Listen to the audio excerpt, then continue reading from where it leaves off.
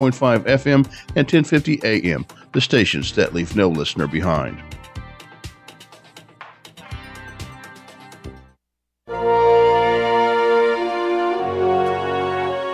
Exploring science in the sea.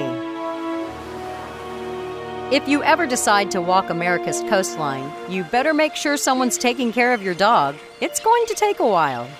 According to NOAA, the National Oceanic and Atmospheric Administration, the ocean coastline stretches for 88,633 miles. Actually, NOAA has two measurements for the coastline. The other yields a length of just 12,383 miles. And both measurements are a bit arbitrary. That's because there's no internationally recognized definition of what a coastline really is. To get the shorter number, for example, NOAA uses something called general coastline. It's compiled from maps that are relatively coarse, like a single map of the entire country, where all the intricate detail is turned into smooth, even lines. When you go on your coastal walkabout, though, you probably don't want to use that system because you'll end up walking right into the water. Instead, you'll want to use the system that yields the much longer coastline. It's compiled from much more detailed maps, those that show only a small portion of the coastline. This system, known as tidal shoreline, includes all the contours of bays and estuaries, for example, plus the detailed outlines of islands, capes, and other bits of land. The system even measures the mouths of rivers and creeks up to a certain point inland. Not surprisingly, the state with the longest coastline is Alaska, with almost 34,000 miles along the Pacific and Arctic Oceans. A pretty good jaunt all on its own. That's episode 500 of Science in the Sea, a production of the University of Texas Marine Science Institute at Port Aransas. I'm Holly Brawley.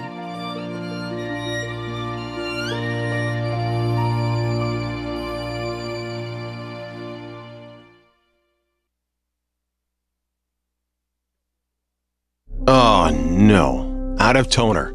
Off to the store to buy another expensive cartridge. Hello, Dave. It's your printer. What? Hey, I just want to go out and buy some toner. Dave, I can't let you do that. Wait a minute. You're my printer. Printers can't talk. Why are you buying expensive toner, Dave? I buy it at the office supply store. Dave, your company expects you to save them money. How can I do that? By going to the source, Dave. When you need toner, you have to go to the source. DiscountOfficeSource.com. DiscountOfficeSource.com. Here it is. You're right. Unbeatable prices. Fast and free delivery. Now, Dave, order all your ink and toner supplies from DiscountOfficeSource.com and start saving money. Unbeatable prices with fast and free delivery. For all your ink and toner supplies, make sure you go to the source, DiscountOfficeSource.com, and start saving money. KCAA. Hey!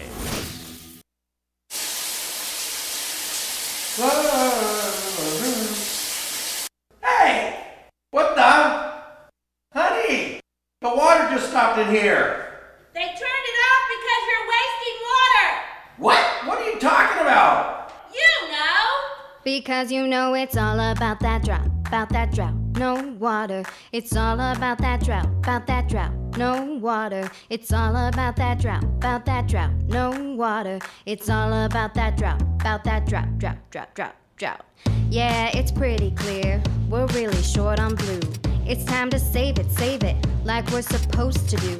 Some say it's doom, gloom, and all our grass must go. But together we can make it and enjoy our golden state. It's all about that drought, no water.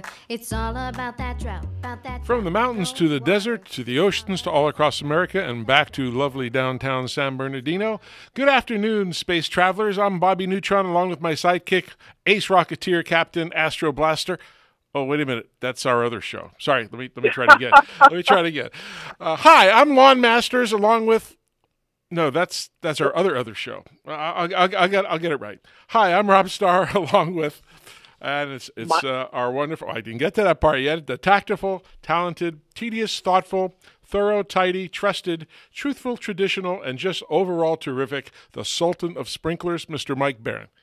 Hey, Rob, that's a great introduction, and you might add tardy, because I am on my way to the studio. Okay. I have to get there in I'm glad you're taking charge and getting us on the radio waves. Yeah, sorry for the wrong show. That's our other show that we do later at night after midnight. That's right. People want to tune in? No, actually, we want them to tune in to us talking about water, talking about the drought, which continues in Southern California. Right. You're all listening to the Waterzone on KCAA 1050 AM and 106.5 FM. And if you do want to call in and speak to the Sultan of Sprinklers or myself, or I guess you call 909-888-5222. And if you're calling outside the 909 area code, it's 888-909-1050. Well, I know, Mike, we got a great show tonight. We got a couple call-ins, and one of our guests is back east in New York. And I figured that the best thing to do is put him on the air and let us talk to him. And his name is Russell Robinson. He's the executive director of the JNF, and he's going to explain about that. And that's something that we're going to next week, a little event that they're having up here in Beverly Hills. So good afternoon, Mr. Russell, or actually good evening, because you're back on the East Coast. Hi, thank you very much. Thank you for having me on your show. You're welcome. Can you tell our listeners, I mean, I know what the JNF is, and can you tell us a little about what it is, what you do, and what's the great events coming up here? So the Jewish National Fund is an organization devoted to working with the land and the people of Israel. It's 115 years old. It was established to repurchase the land for the Jewish people. We're best known around the world as well as tree planters. We planted over 250 million trees in Israel, hand-planted. It was a land that Mark Twain wrote about in the 1800s that was devoid of any vegetation. Matter of fact, he said, whoever the Lord promised this land to should ask for a refund. And today, it's a country that has 250 million trees. It's the only country that ended the last century with more trees in it than it began. And you can even see them from space. It's true that you can see it from a satellite in space, from a spaceship. The defined borders of Israel come from the hand planting of all those forests in Israel. They're planted by Jews and non-Jews across the world for the last 115 years. Well, that's pretty it'd be fascinating to calculate how much oxygen is produced by those trees and how much carbon sequestration is undertaken by those trees. That is a phenomenal quantity. And what year did that effort get started in? Well, the effort got started really because when the first land was purchased in Palestine at the time, it was under Ottoman law. And under Ottoman law, you had 7 years to either live on your land or plant. And they brought the trees from Eastern Europe, pine trees, and started planting them, literally for land ownership. Then they found out about soil erosion, watershed management, beautification, forestation, and that means we became this large environmental organization as well. And in that is also what we're doing on March 2nd in Beverly Hills, where we're going to be bringing the technology and the know-how that we have learned over all of these years from Israel to California and around the world. Yeah, and that's the tie into water, isn't it? That there's going to be some focus on water technologies, the water ethic that is so embedded in the Israeli population. I mean, to have grown up in the desert, so to speak, you have to have just a much more deep understanding of the value of water than many of us who have just grown up with plenty. That we know the water comes from the tap; it's always there, and there's just a different perspective, I think, between what the Israeli culture believes is the importance of water, and I think the American culture. Although during our California drought of now the 5th year, we're starting to acquire some of that water ethic also. Well, the reality is that you have to look at all of the issues that faced the people of Israel. In 1948, it was a country of 650,000, 700,000 people. Today, it's a country of 8 million people. You have not had that kind of growth anywhere in the world. So if you take even the western part of the United States, where you've had movements of people out to the west, you haven't had that kind of percentage increase on a very small piece of land. So for Israel, it became a necessity. How do you bring water from the north to the south? How do you keep farms going? And Israel and the Jewish National Fund took it as a responsibility and an opportunity to reuse water. So Israel today reuses 90% of its water. And the country number 2 is Spain at 20%, the United States at about 4 to 6%. So you can see that every drop counts. Every drop is reused. And that is the philosophy of the people of the Spirit, and to come up with technologies. And that's why one of the features on our March 2nd Water Summit, and you can go on jnf.org and sign up still for the March 2nd Summit. And one of the pieces that we're bringing is a book that was written by a guy named Seth Siegel called Let There Be Water, that's talking about Israel, its innovation, and how it created how it created itself from a water catastrophe to a country of abundance water today. Yeah, we had Seth on the show a couple of weeks ago, and also the Consul General David Siegel on the show, and it was great. It was the most fascinating thing I've ever heard of how you had a desert with nothing, and all of a sudden you got an immense amount of water that you even sell to other countries. So we're amazed. I was looking at the list today. I think you probably know Marina Radetsky. She had sent me a guest list of who's coming and who the speakers are, and we also are going to be there and get to do some interviews with some of those people. We're very ecstatic about that and excited. I mean, there's everybody and everybody that in the water business is going to be at this thing. So it's going to be real super. So we're very excited to go, Mike and I. So thank you for coming. We're looking forward. I'll personally reach you. And to anybody else, it's on March 2nd in Beverly Hills. And again, go to jnf.org if you want to sign. Excellent. I'm sorry. You still there?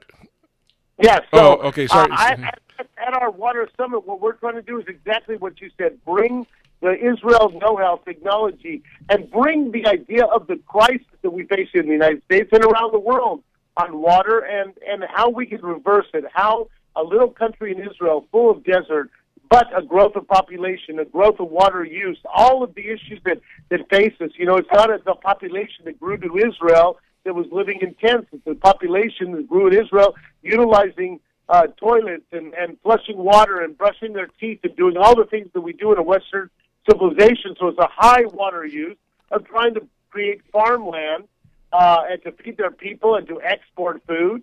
And yet it took the same drops of water to come. That area of the country doesn't know from borders. So you can talk all the borders you want. It's not about borders. It's about making a difference because every day you wake up and you want to create life. And that's the story of the water systems in Israel. That's the story of Jewish National Fund. That's the story of the land and the people of Israel. Excellent. Well, we're going to catch up with you then next Wednesday, and I appreciate you coming on. I know you're 3 hours difference, and you probably have things to do at 9:15 at night. So we'll say goodbye to you, and then we'll catch you on next Wednesday. Thank you very much. All right, thank you very much. What you all done is just a real inspiration. So thank you. All right, we're going to take a little break. We'll be back. You're listening to the Waterzone on sorry, we're laughing. We're trying to microphone switch here. On KCAA 1050 AM, 106.5 FM.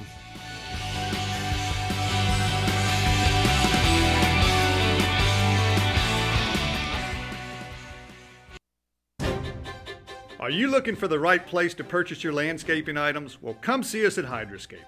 Hydroscape offers a large selection of irrigation products including Irritrol and Toro, such as their efficient precision nozzles. For 40 years, Hydroscape has been family-owned and operated, serving Southern California. With 17 locations, our knowledgeable and experienced staff is equipped to help you with all your irrigation, landscape, and outdoor living projects. Whether you're installing irrigation systems, wanting to maintain a healthy landscape, or simply create a beautiful lit space for outdoor entertaining, Hydroscape is the place to go. Visit our website at hydroscape.com for more information and find helpful articles on our blog. Or call our customer service center at 1-800-395-4477. Are your monthly water bills draining your wallet? Then you need Valley Soil, your one-stop expert on water conservation to save you water, time, and most of all, money. With over 35 years of experience, Valley Soil has implemented numerous conservation programs for water districts throughout California. They have performed over 12,000 water audits and installed over 300,000 smart irrigation products for municipalities, residential and commercial property owners, saving over 293 million gallons of water each year. That's enough to fill 15,000 swimming pools. Their services also include indoor water audits, leak detection, retrofits, reclaimed water systems, and managed water use and data tracking. As certified irrigation auditors and a state-licensed landscape contractor, you can trust them to be knowledgeable about the services you need, products they install, and best practices in water conservation. For an individualized water solution for you, contact them today at 888-268-1009. That's 888-268-1009 or valleysoil.com. Remember, when it comes to innovative ideas to save water, Valley Soil never lets you run dry.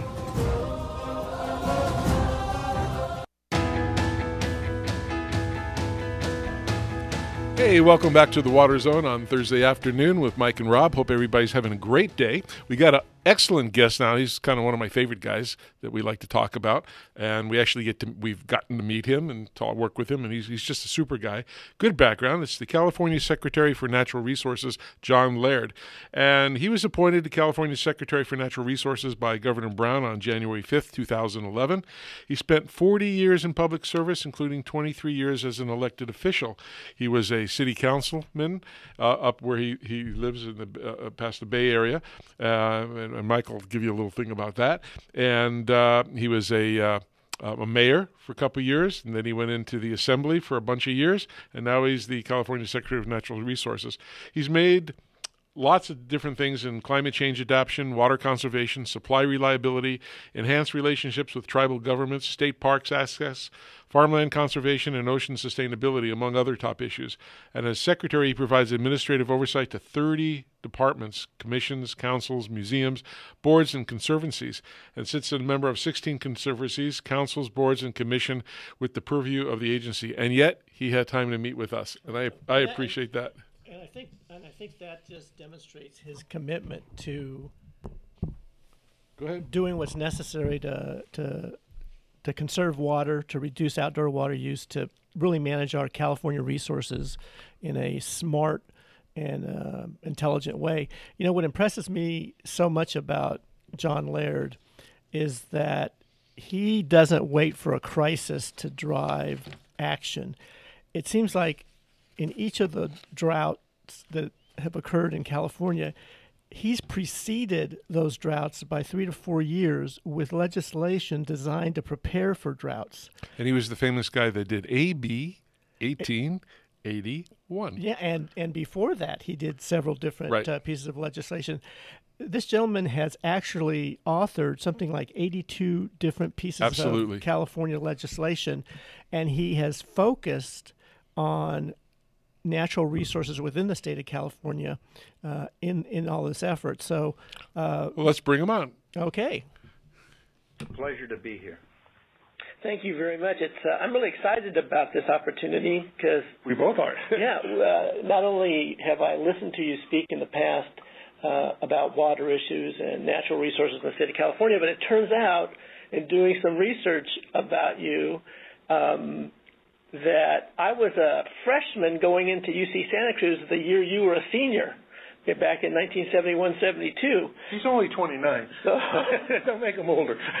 But I go, wow, I have that, at least that one thing in common. Kind of felt good. But I was at Stevenson College way back then. Do you recall what college you were enrolled in? Oh, most definitely. I was at Stevenson College, and if you were at Stevenson living on the dorms, I probably served you in the food service line. Wow. Because I worked in the food service that year. Wow. Amazing. Yeah, I remember, oh my gosh, that was just such a beautiful campus. And did you get extra French fries, Mike? No, but I do remember going with my tray, and I got the freshman 15 for sure. That was some good food. But I don't know, do you think that spending 4 years there at UC Santa Cruz amongst the redwoods and the Pacific Ocean kind of somehow gave you an experience that perhaps played a role in you becoming so involved in California's natural resources? Yes. I mean, for two reasons. One is that it was just like going to school at a park.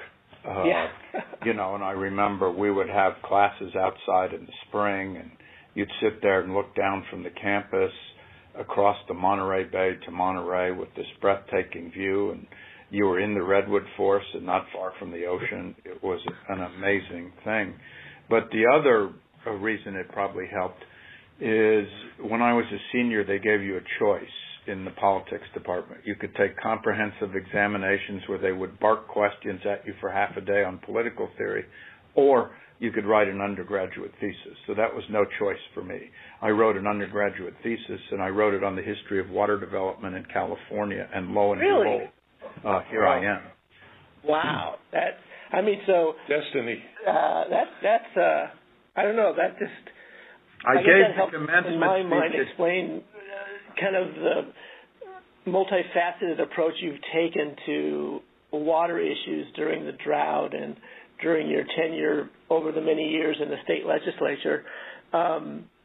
With common sense. Yes. That's kind of like when you spoke at the Water Summit at the irrigation show. What struck me was just simply the knowledge you had of the various constituencies that discussed and lobbied for their perspective, and you seem to have a really good balance in terms of understanding, but also in terms of what was practical, what was affordable, and what didn't compromise on some key issues.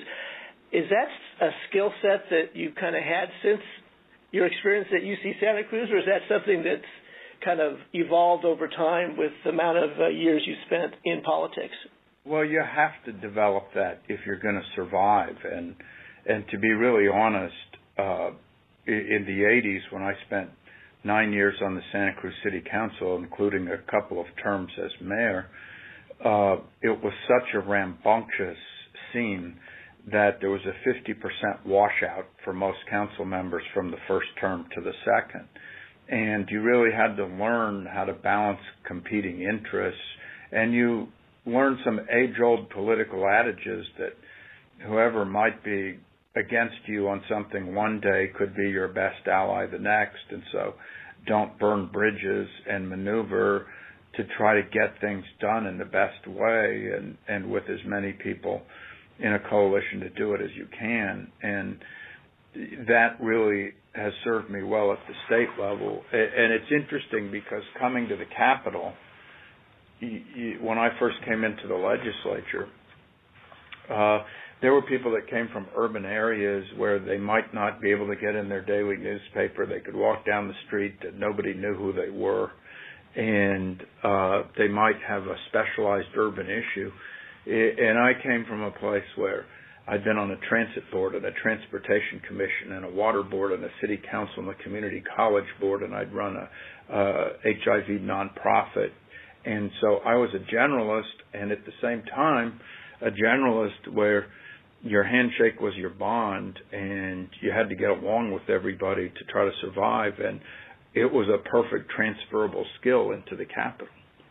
Well, as a member of the state's legislature, you authored and successfully passed two significant water-related bills that have had major and positive impact on the landscape and irrigation industry, which was AB 2717, which passed in 2004, and AB 1881, which passed in 2006, which led to the implementation of the California Model Water Efficient Landscape Ordinance. Can you share with us what led you to develop such a significant and relevant water legislation focused on reducing water waste in the irrigation of outdoor landscapes? Well, in general, before getting to that topic, I really worked extensively on water conservation when I was in the legislature, whether it was the initial 20% reduction by 2020 or measuring ag water so you'd have a baseline for conservation, or a bill that said you couldn't get bond money for regional planning for water unless you had best practices in place on conservation. You shouldn't develop new water unless you're managing your existing water well. And I also did this compromise for the latest version of low-flow toilets and to legalize waterless urinals and dual-flush toilets in California. But on the landscape some of the biggest uses in parts of the state are in outdoor urban landscape irrigation. And so if we're more efficient, it really affects our ability to have a sustainable water supply in the future. And you mentioned that I did bills in 2004 and 2006.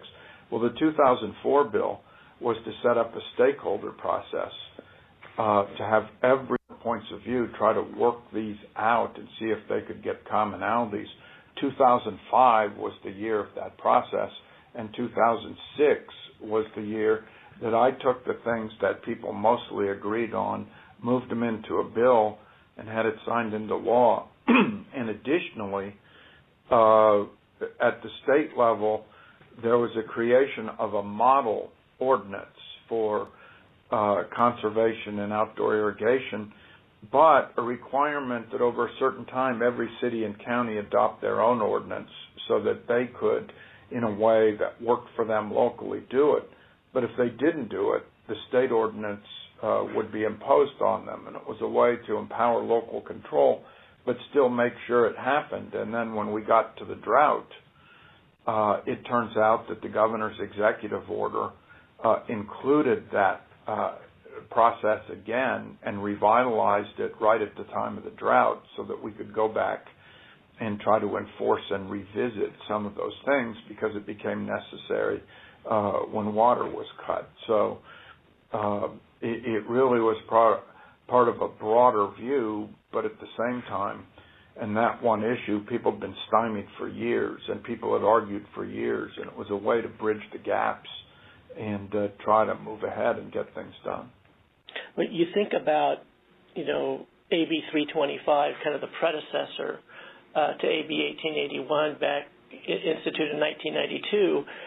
A lot of years passed from 1992 to 2010 when the implementation of AB 1881 brought forth the Model Water Efficient Landscape Ordinance, which we in the industry like to refer to as MWELO. But the interesting thing is that water budgeting, ET adjustment factor, plant factor have now become institutionalized within the landscape community for new projects, that there is a way to assess the efficiency of that irrigation system and that it's integrated and part and parcel of the plant selection process. So not only was that a big move forward in terms of water management of outdoor water use for landscape irrigation, but it institutionalized a framework in a way that has allowed for new advances in reducing that water footprint. I think that's really quite an achievement. I don't think I've ever heard people discuss or give you credit for that, but I think, at least for those of us that are in the know, the framework is important as the actual water savings from the implementation of that. Would you agree with that, or do you have a different perspective? No, I agree. And but the thing about it is that there's sort of this larger change that's going on, and that is in the 60s and the 70s in California. I don't know what the word is. There was just abundance. There was abundance of water. People felt like it was limitless. Swimming pools were put in across the desert in Palm Springs. People put in huge yards. And then as we headed into an era where we had more droughts and now 38 million people and just about 39, it is not as limitless as we thought water was in the 60s and the 70s, and it forces people to think more efficiently, and it really laid the groundwork for this whole process. And in many ways, when you set a goal or you set up a framework, then people come up with exactly the solutions you just named, because suddenly there's an incentive to do it. I mean, we did it in California, and I was a mayor at the time. It's 28 years ago, we said we were going to divert 50% from landfills. And at the time, I thought, great goal, it will never happen. And now we divert 60%, and we're on our way to 75 because we gave the incentives, we gave the framework, and now there aren't many new landfills that are ever needed in California. And people are getting much more efficient and recycling and keep people out. It was those goals, it was that framework, and with water conservation and outdoor urban landscape irrigation, it was the exact same premise. To follow up on the speech you gave at the IA show about where we've been and what's ahead regarding the drought, can you kind of give us a synopsis of that and for our listeners? Well, I think that the synopsis is, in general, and we had not started to have some rains at the time I spoke to that conference. In general, we're coming out of 4 intense years, and those 4 intense years have been marked by things we haven't seen in California. I mean, there was, if I can remember it right, 2 years ago, January, maybe it's 3, there were no significant fires in California. 2 years ago, January, we had 473, including 2 in Humboldt, which is arguably the wettest place in the state. We had over 50 days consecutively without rain in the middle of the rainy season, breaking records of 1924 and 1884 in Sacramento and Redding. We had a 0% allocation from the state water project, and the federal water projects in California had the same allocation. Unprecedented, never happened before in California. Farmers really fallowed almost 500,000 acres. It was a loss of a few $1 billion to the state economy. 17,000 workers just from that industry alone were laid off coming out of that. And it really meant that we were in a crisis. We had to have mandatory reductions. The people responded. At the same time, it set the groundwork for the water bond to be passed and for the first groundwater management scheme in California for moving through statute to sustainable groundwater. And we are really, we have a water action plan that looks forward and says this is what we need to be sustainable in California. The water bond was fixed on it, so that it really says we need some more storage, conservation as a way of life, water recycling, some groundwater storage underneath, stormwater capture. There's many, many things that we can, because California historically has always done one big thing at a time. You do the state water project, or you do the Colorado River, or you do the Owens Valley, or you do the federal Central Valley project. And now we're saying you have to do all of the above. And so that has been a real change. And we are in the first rains, although as we tape this, we're in the middle of a lull, starting to make me nervous in the rains in California. And it would take probably 250% of normal years in a row to pull us out of the drought. We're not even sure we would get that this year. So we're going to have to continue all these things that are water planning and drought response into the next year. And yet people have awakened, they've energized, they're saving themselves, they've voted for money. A lot of things are happening, and I think it comes from that sense of drought, but also that sense that we can't waste any more time in trying to be ready for the future. I had heard that, and this surprised me because Rob and I try to pay close attention to what's going on with water in the state of California for purposes of sharing that information with our listeners.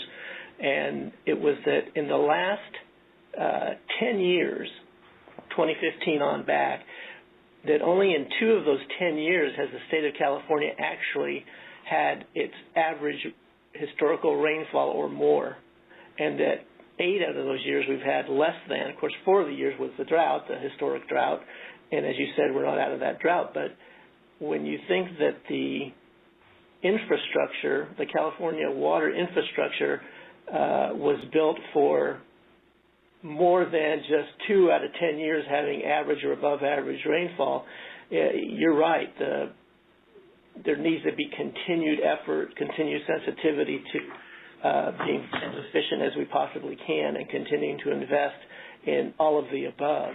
But given what you just said, the interesting thing is there was a study almost a year ago right now out of Stanford, the Woods Institute, and it really said the last 15 years in California have been among the driest in recorded modern time.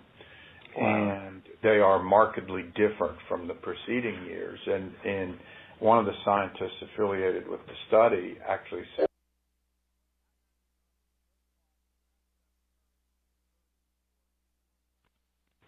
I think that if there was a campaign to really put it in front of them, I think most people would get that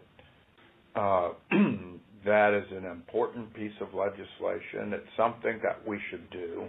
It's not with the traditional overtones of as if you're weakening CEQA, and there's really a need to expedite water recycling plants in the tough times we have with water right now, and those goals come together. And there really shouldn't be, across the political spectrum, major opposition to that bill. So I'm hoping that somebody really runs with it in a way that they put it in front of people, they make them face it, they educate them, because I just don't see how it doesn't pass if that happens. Yeah, I certainly want our listeners to call their legislatures and tell them what's going on. So again, that's part of why we started this show back in June, to separate the myths from the facts and to get people to understand what the true things are. They've heard so many rumors and stories, everything shifts to the wrong direction. So we certainly appreciate it. If you're truly going to separate myths from facts, you can be on the air 24 hours a day. So maybe we'll take this national. That's our next step. Well, what Rob and I have both learned by having the opportunities to spend some time with individuals like yourself and water agency general managers, Felicia Marcus, different people involved with water. It's the amount of effort, knowledge, concern that goes into providing a water infrastructure, delivering quality water to Californians throughout the state.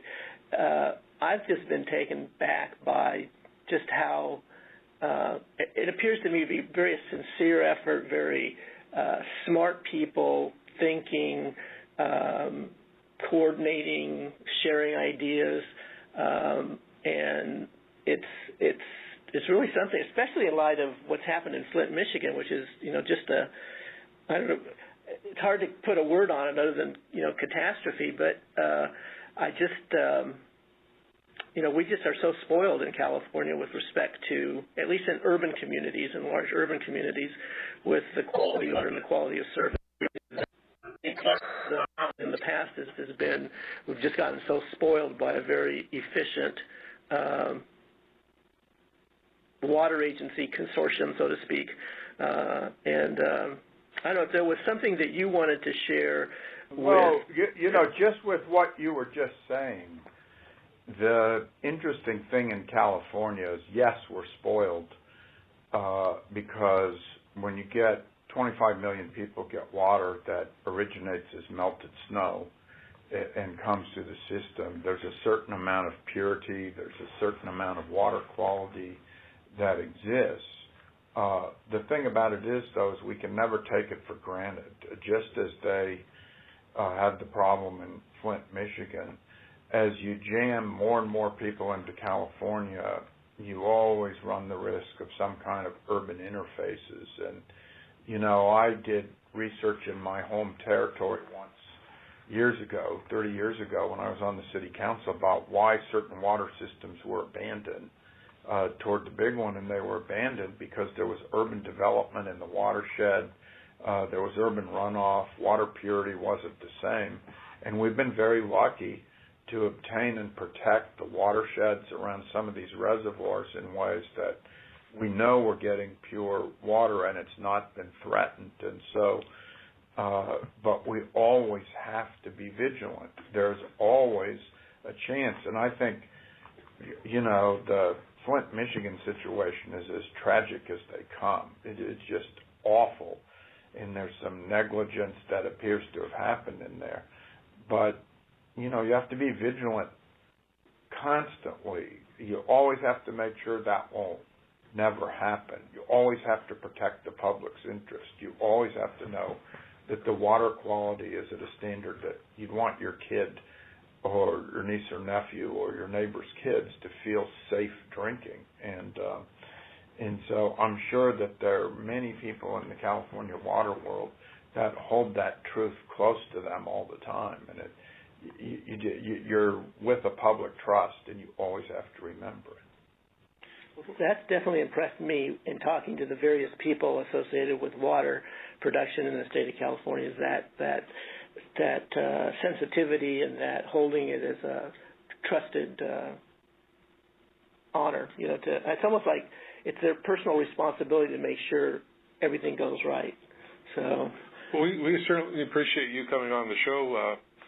We wanted that for a long time, and we're very happy, and I think our listeners are going to gain a lot of knowledge out of this, and we certainly respected your time for joining with us today. Yeah, thank you very much for your time and for your insight, and hope to hear you again. If you ever run for another public office, let us know. Or anything you ever want to get out, anything you want to get out to the California, let us know. You can come on here anytime you want. Okay, thank you very much. It was a pleasure to be on your show. Great. Thank you. We're going to take a little break. We'll be back at the Waterzone on KCA 1050 AM.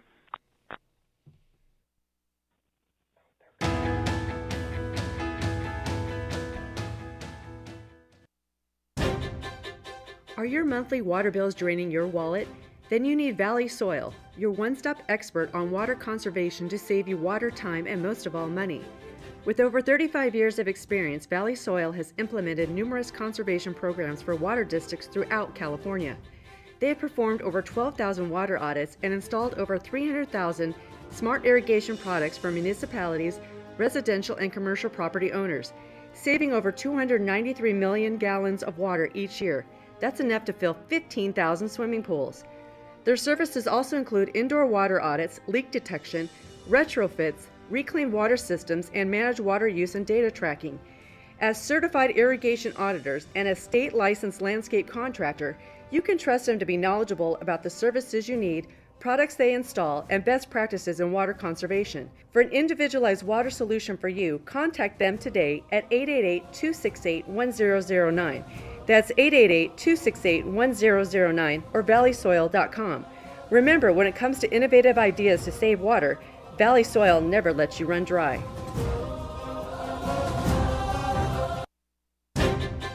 Are you looking for the right place to purchase your landscaping items? Well, come see us at Hydroscape. Hydroscape offers a large selection of irrigation products including Irritrol and Toro, such as their efficient precision nozzles. For 40 years, Hydroscape has been family-owned and operated, serving Southern California. With 17 locations, our knowledgeable and experienced staff is equipped to help you with all your irrigation, landscape, and outdoor living projects. Whether you're installing irrigation systems, wanting to maintain a healthy landscape, or simply create a beautiful lit space for outdoor entertaining, Hydroscape is the place to go. Visit our website at hydroscape.com for more information and find helpful articles on our blog, or call our customer service center at 1-800-395-4477.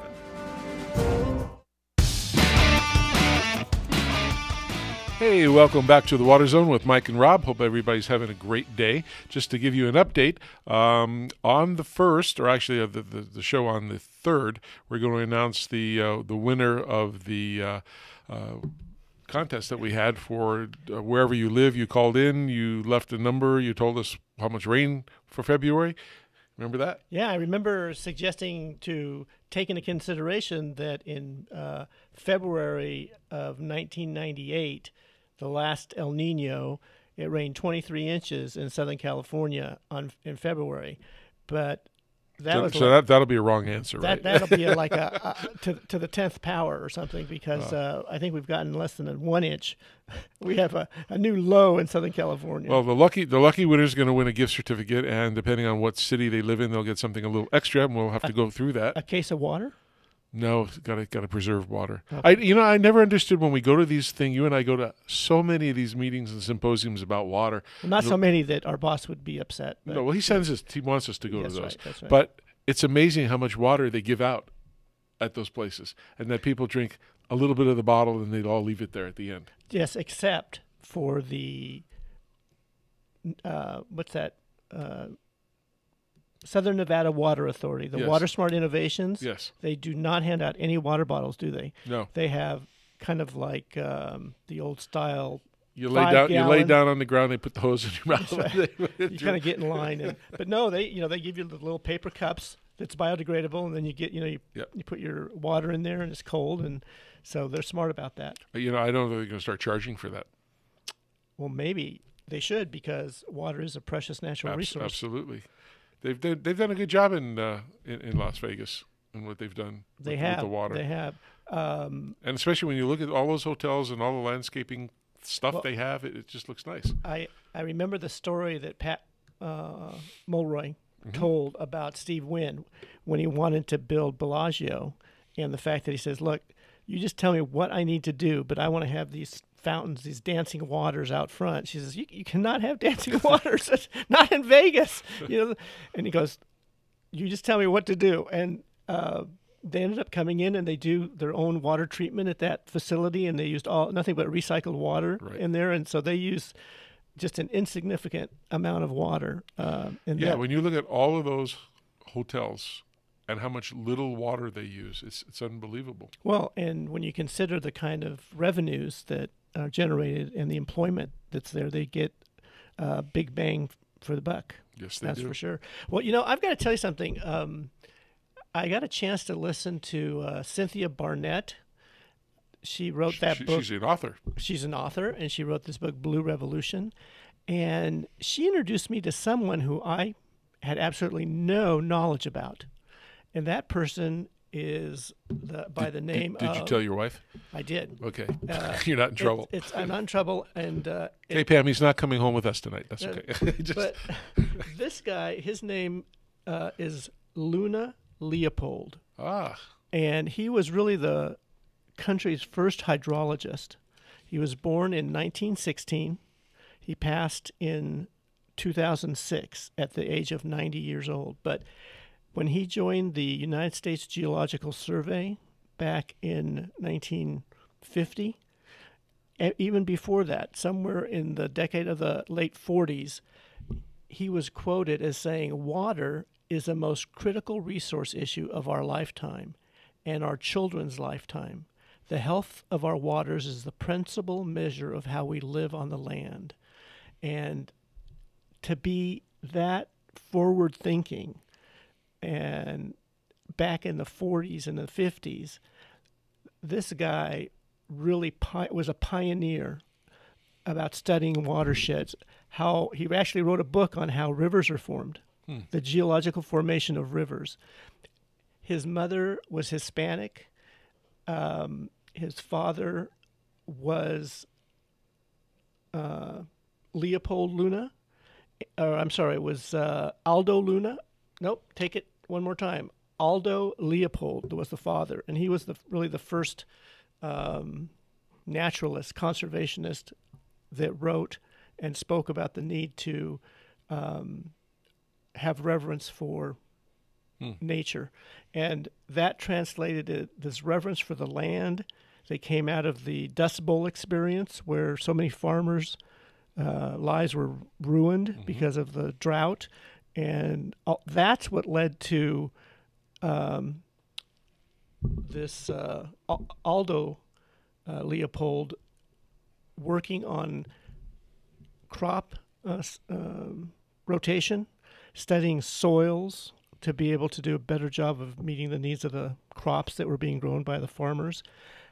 That reverence for the land then became a reverence for the rivers and a reverence for water that this particular gentleman, Luna Leopold. And I encourage anyone's listening, if you want a fascinating story about how really the conservationist movement started, these are the folks that got it going. And so it's amazing. I mean, we're in the water business, irrigation business, but since we've been doing this, as you said earlier, we've opened up at least for me, a whole new world of people that know everything. About water, or know a lot about water. That the common person doesn't know about, and they don't realize the depth of all of this and what's really going on. Like I said, it's hard for people to understand. They just want to go to their faucet, turn the spigot on, and there's the water. Well, if I wanted to get on my economic soapbox, I could talk about, markets and demand, and, thankfully people are interested in things that they become specialists in, and they deliver services and products that other people trade for, that they get a chance to take advantage of. But, this water infrastructure within the state of California, when you think about what our guest said, John Laird, he goes, 25 million people in the state of California drink water that started as snow in the northern Sierras, and that then gets delivered through the infrastructure throughout the state of California. And it's one of the reasons, this water infrastructure is one of the reasons that the state of California has the single largest agricultural business. The total economic output of our agricultural industry in the state of California is larger than any other state. Yep. And in some countries too. And so blows it away. Yep. So it's and I guess the reason I was mentioning this Leopold Luna was because it dovetails with Cynthia Barnett in saying that, in the 70s, that decade, the movement was about stopping the building of dams and big reservoirs. That, hey, there's an environmental awakening that said maybe that's not the best way to take care of our water needs. But they're not saying that now. That's true. So that was the big thing in the 70s when there was the big 75-76 drought. That was huge. Then in the 90s, after the 4-year drought that ended in 1992, what happened after that? It has to do with your bathroom. There was an amazing movement, right, to retrofit toilets throughout the state of California that went on for over a decade. It's still going on. Yep. And now you can't buy a toilet that uses more than 1.8 gallons per flush, and they've gotten, I think, down to like 0.9 gallons per flush. And they have the super flush button and all those things. Is cool. Well, you know how people say there's nothing like you can't get a free lunch? Heard that expression. Yeah, there's no such thing as a free lunch, right? But we're giving out things so people can get that. But there's a water thing called IEUA, Inland Empire Utility Agency, and they cover a realm of different water agencies. Right. There's kind of like a miniature metropolitan water district, right? Because they're like the wholesaler, and they sell to many, They have a program for any listeners who live with one of those water agencies who get water from IEUA. There's a new program that you can get a free smart controller. That's right. And you can also get a free audit of your irrigation system. And does that include the installation of the controller? Yes, it does. And it's a good controller, by the way. I guess we're allowed to say it since we have a sponsor. That's right. That. Well, they're paying for this, so that's right. We've got to give them a little airtime. Right. I think it's the Evolution controller. The Toro Evolution Smart Controller, you bet. And it's a really good controller. Again, we're not here to hawk our products, but we were selected as the controller of choice. And what you do is you contact your local water agency, again, if they get their water from Inland Empire Utility Agency. So that's Montclair, Chino Basin, those areas around there. Call in, because, again, it's several $100s that you don't have to lay out. It's all free. They come, they show you, they give you a free class on how to work it. They even come and install it and get it to work for you. They'll program it for you. They'll come take a look at your sprinklers. If you need new high-efficiency nozzles, you can get those, too, for them. You get $100 worth for free. It's a great program that they have. And they're having an Earth Day coming up. That's right, and I think one of us will be attending that. Yes, it's at Chino Creek. It's a 2-day deal, from what I've read, and in fact, a lot of Earth Days are going to be there. Oh, that's great. This is a unique opportunity, very helpful opportunity. If you are a homeowner and you have questions about how to reduce your water bill by reducing the amount of water that you're using in your outdoor irrigation system, that is a great place to come because there will be experts there ready to answer your questions. And we can all do just some things that don't even cost any money to help reduce that water waste. Yeah, take advantage of our knowledge. You heard Mikeypedia over here before. He's the Sultan of Sprinklers. I guess your new name I gave you tonight. I like that. We'll get some business cards. There was a song by can't remember. It's called Sultans of Swing, right? Yeah, we'll have to change up the words and do the Sultans of Swing. Go home to my studio and write some music for that. Yeah. But seriously, I mean, there's going to be lots of Earth Day events happening in the month of April. Also, they're kicking off next week on our show. We're going to have, speaking of that, we're going to have an executive director of the Wyland Foundation, Steve Creech, and he's going to be talking about the kickoff on April 1st of the National Mayor's Challenge for Water Conservation, which is going to be in San Diego on the 1st, and then they're going to take this little mobile learning experience 18-wheeler that's a 58-foot truck, and it opens up sideways into a 40-seat theater. It makes rain inside and thunderstorms. It's pretty cool. They're going to take it to different schools in different states. That's going to go around the country. And additionally on the show, we're going to have a gentleman named Robert Farnsworth, who's the chair of the Department of Horticulture for Saddleback College. He worked on a project with us and the Wyland in Dallas last year for the winner of the National Mayor's Challenge. We put in and he helped design a living educational garden. We had the administrator of the EPA, Gina McCarthy, there, the Mayor Rawlings. It was a big event with television and everything else. And we took a school with an empty quad that was just disgusting, and we came in there and renovated the whole thing and made it a nice living garden with seats and plantings. And it's really Are you telling me that maybe they used some Toro drip irrigation in order to water those vegetable gardens? They used everything Toro. All right. So we're happy for that, since Toro was a sponsor of that event. And you know, as I said, we don't sit here and hawk the product. That's not our thing to do. Well, but I think, but it is a good accepted product that everybody wants to use, and that's what they. When they become aware of it, they certainly know they can rely on Toro. And hey, it looks like we're coming to an end of another show. Remember, we're still in a drought. Let's conserve water. Let's be treating water as that very precious, important natural resource. Everybody have a great week. We'll talk to you next week. Have a good weekend.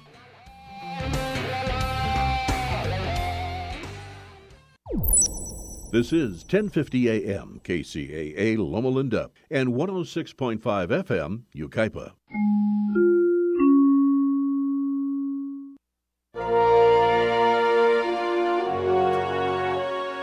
Exploring science in the sea. A rose by any other name may smell as sweet, but it's certain that a hurricane by any other name can be just as deadly. That's because the names we call big tropical storm systems are all describing the same thing: a spinning pattern of clouds with strong winds, heavy rains, and deadly storm surges. In the Western Hemisphere, once a system's winds reach 39 miles per hour, we call it a tropical storm and give it a formal name. And when the winds hit 74 miles per hour, we call it a hurricane, from the name of an unpleasant Caribbean god.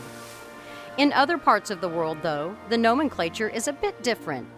In the Western Pacific Ocean, once the winds hit that 74 mile per hour mark, a storm is called a typhoon, from a mixture of several Chinese and Persian words. The most powerful storms are super typhoons. And in the southwestern Pacific and the Indian Ocean, such a storm is known as a cyclone. A storm can start in the Western Hemisphere as a hurricane, then change to a typhoon when it crosses the international dateline. In 2014, for example, Hurricane Genevieve was born in the Eastern Pacific, then became Typhoon Genevieve when it crossed the dateline. Thanks to warmer waters in the Western Pacific, there are generally many more named typhoons than hurricanes, and the average typhoon tends to be a little stronger than the average hurricane. No matter what you call it, though, hurricane, typhoon,